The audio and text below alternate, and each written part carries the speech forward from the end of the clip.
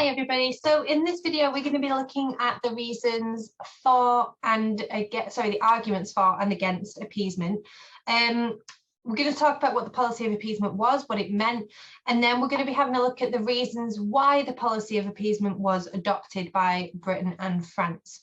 Okay, so why they did choose to take the course that they did and allow Hitler to get as far as they did.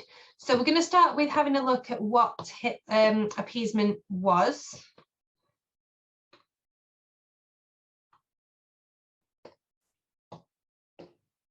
Okay, so appeasement is the tactic used by the British government while dealing with Hitler. So appeasement is the giving into demands of an aggressor in the hope that they will eventually be satisfied and content with what they have. Now, a really nice way to think about appeasement is think about a child in a supermarket and imagine that a child is having a tantrum in a supermarket and they really want some sweets and they are having a breakdown and their parent thinks, right, well, if I just give them the sweets, it'll stop the tantrum, right? It's a means to an end. And they think, if I give them the sweets, they'll stop having a tantrum and we'll be fine. We'll just finish our shop and we'll go home. The problem with the policy of appeasement is what is going to happen the next time that toddler goes into a supermarket? They're going to have a tantrum because they think if I have a tantrum, I will get some sweets. Okay. Now, the alternative method to this is to stop them from doing that and don't reward the behavior. Then they might get the picture that, okay, bad behavior isn't going to be met with rewards. You could do what my mum would do. And if I had a tantrum in the supermarket, she'd just pick me up and take me home. I only did it a few times, you know, so it wasn't a repetitive behavior because the problem was dealt with rather than being rewarded. Now, the policy of appeasement was to keep Hitler on side.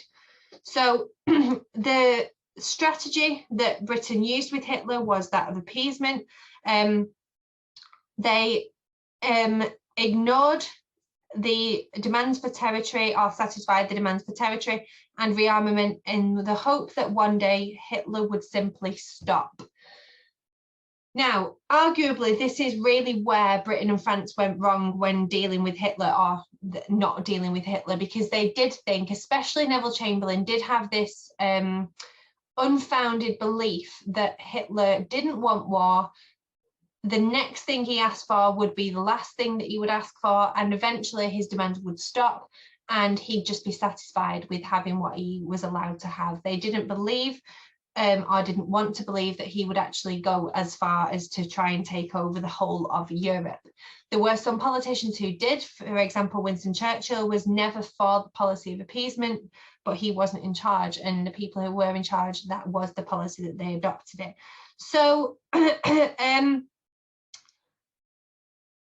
we're going to have a look at arguments in favour of and opposed to appeasement, and then we're going to have a look at why this policy was adopted. So number one, on reasons for why should they have just let Hitler go as far as he wanted to.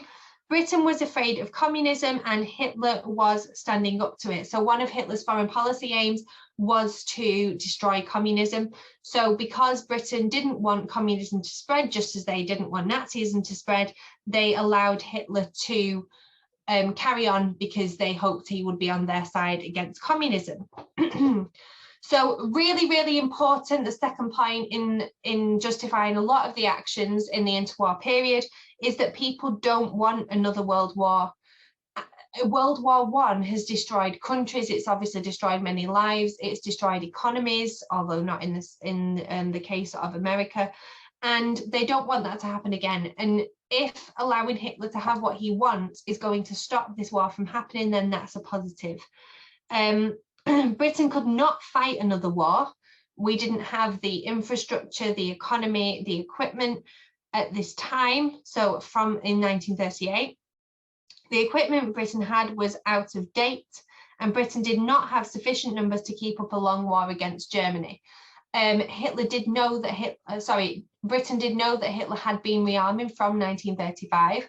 So in 1938, because they weren't at this, they hadn't got these new technologies that Hitler had, they wanted to keep war sort of on the back foot, not at the forefront of what could happen.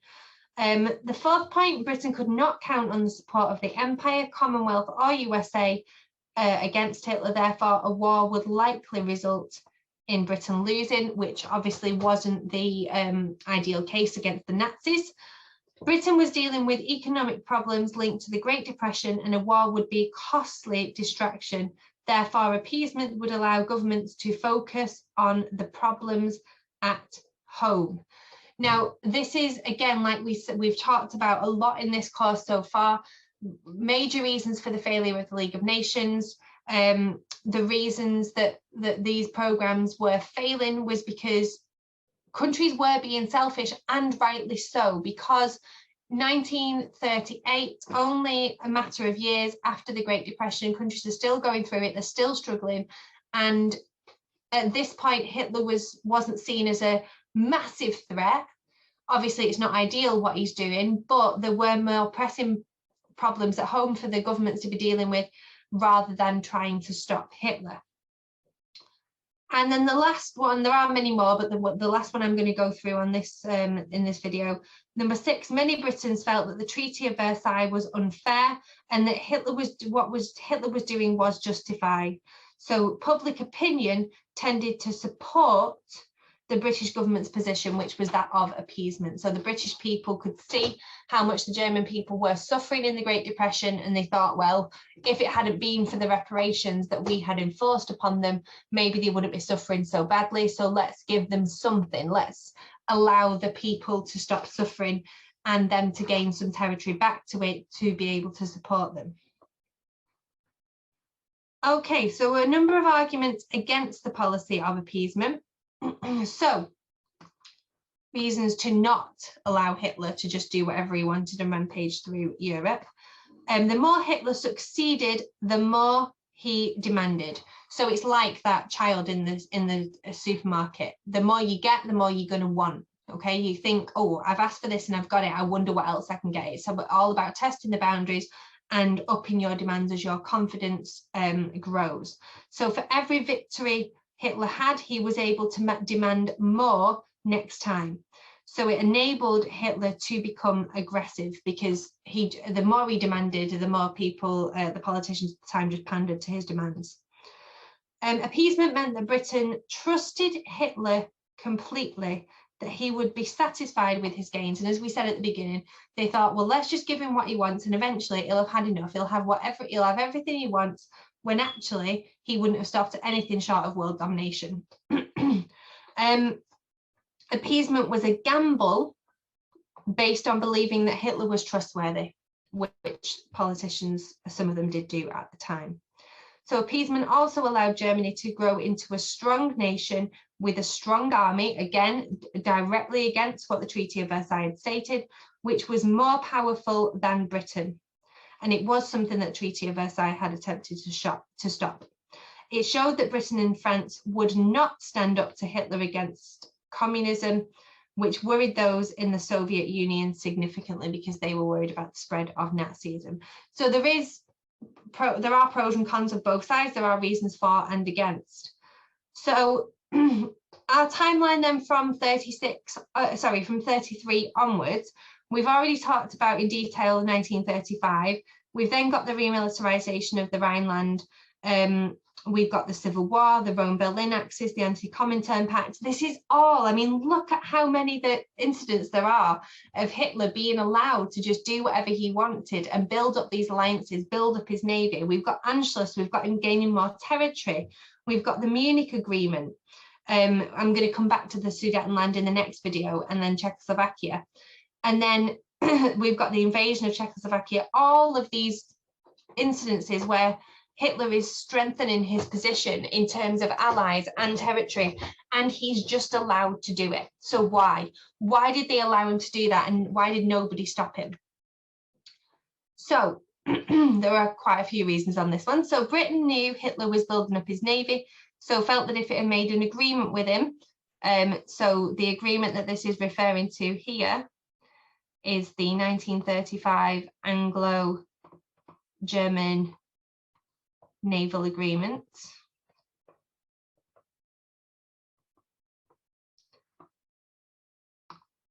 Okay, so they could have some kind of control over the growth. So that's kind of beside the point, isn't it? The point is he shouldn't have had one in the first place. So why are they not just stopping him rather than trying to control the growth of it?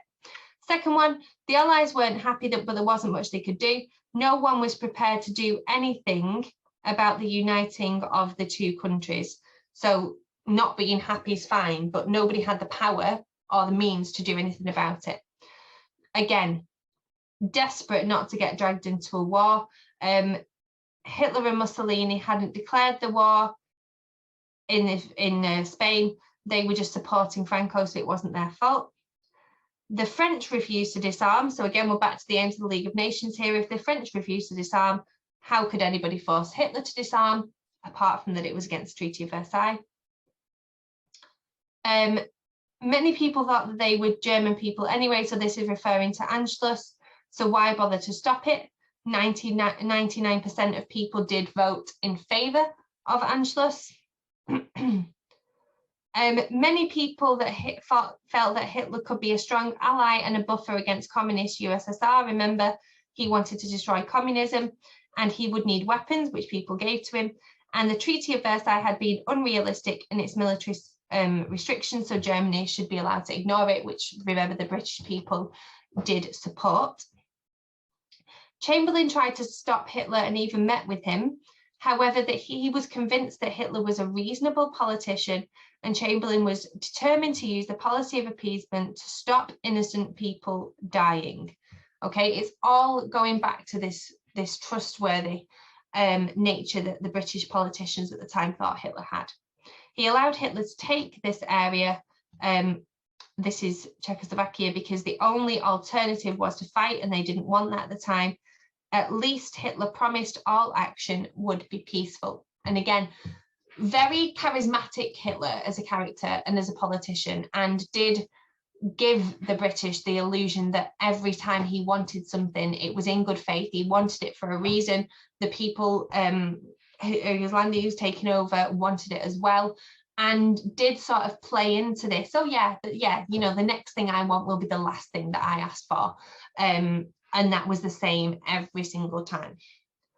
So the last straw was the invasion of Poland. This one to do with the Sudetenland. So no law was broken. It was the people of the region voted for it. So again, he gets away with a lot of it because it looks like people who do support it, which some of them do, not in every case. So to do with the Rhineland, Britain and France felt that Hitler was just marching into his own back garden and he should be able to defend his borders. So we'll put that there. Anschluss here. Britain and France felt that any alliance was against the US, that was against the USSR, had to be a good thing. So this could be the Anti-Comintern Pact or any other, the Rome-Berlin Axis. So this one, the invasion, sorry, I've realised I've said what these are, but I haven't written them on. The invasion of Poland, Czechoslovakia,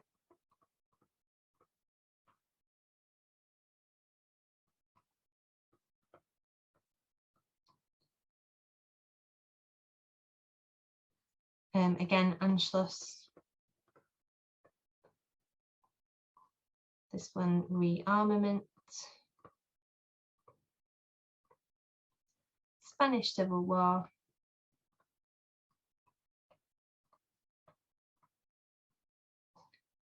Anschluss. So, as we can see, all of these incidents that have happened up until this point, and then the Sudetenland and Czechoslovakia, which we are yet to cover, there's always a reason for them to allow Hitler to get away with it. It's not as if, well, when I say reason, I mean justification. There's always a way. If somebody said, well, why did you let him get away with that then? They've got an answer to back up what they did. Or reasons why nothing happened. So again, they're dealing with problems at home. So appeasement is a very tricky policy, and in the end it doesn't work because, as we know, Hitler just went on and on and on. And in the case of Anschluss, the Saar, the Rhineland, they were all celebrated, and apart from the fact that Hitler was rearming at the time, they weren't illegal. They weren't full-on invasions. The first time that Hitler does invade a country that isn't happy about it, it is the Czechoslovakia, which I'm going to cover in a couple of videos' time. And then the final straw, as it says down here, is the invasion of Poland, because that is a completely unprovoked attack. And that is, you know, Hitler going one step too far and defying all of the agreements that he's made with Britain and France. So that's when war ultimately breaks out. So a few more videos to cover the Sudetenland, Czechoslovakia, and the Nazi-Soviet Pact. And then that's going to summarize everything that we've looked at so far. So in the next video, I will be looking at a 12-mark question, where the 12 mark is the source question. It's in my opinion, it's the hardest question on the entire paper. So I'm going to show you how to approach it and how to break it down and sort of what to include. I only say it's hard because I love source analysis and I could talk about sources all day long, but there is a simple way to approach it. So that's what I'm going to be covering. So I hope to see you there, and I hope this has been useful for you. Thank you for tuning in.